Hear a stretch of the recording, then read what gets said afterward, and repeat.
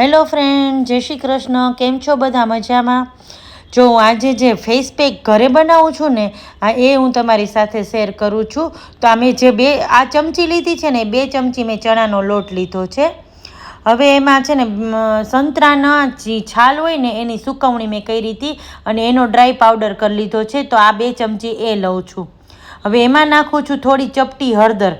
હળદર છે ને અડધી ચમચી પણ નથી, એટલી હળદર લીધી છે. પછી આમાં છે ગુલાબજળ, જે આપણે રોઝ વોટર હોય એ એડ કરું છું, એ અડધી ચમચી જેટલું. પછી આમાં મેં કાકડી છીણીને લીધી છે, પાણીવાળી કાકડી.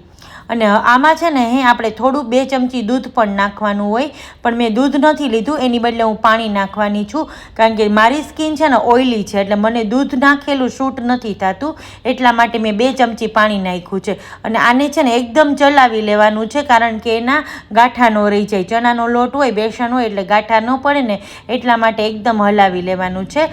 ઉનાળો હોય એટલે આપણી સ્કિન છે ને એકદમ ટેન થઈ જતી હોય, એટલા માટે આ ફેસ પેક બહુ જ ઉપયોગી છે. અને કાકડી પણ ઠંડી હોય છે તાસીરની, એટલે આ ગરમીની સિઝન હોય લગાડીએ ને તો સારું રહે ફેસ ઉપર. હવે જો આને મેં ચલાવી લીધું છે અને હું ફેસ પર લગાડું છું. આ રીતે આપણે ફેસ પર લગાડવાનું છે.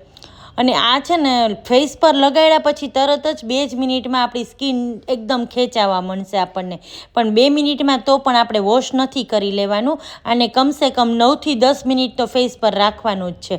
હવે 9થી 10 મિનિટ થઈ ગઈ છે અને ફેસ જ્યારે આપણે વોશ કરીએ ને ત્યારે આ રીતે બરફનું પાણી લઈ લેવાનું છે, આઈસ વોટર, અને એનાથી આપણે ફેસ ધોવાનું છે. તો ફેસ ધોઈને ત્યારે આપણે 2 જ મિનિટ માટે આ રીતે આપણે ફેસ ઘસવાનો છે, એટલે દરેક બધો મેલ નીકળી જાય અને ફેસ એકદમ ચોખ્ખો થઈ જાય. હવે ફેસ વોશ કર્યા પછીનો જોવો, ફેસ એકદમ સરસ ગ્લો કરે છે.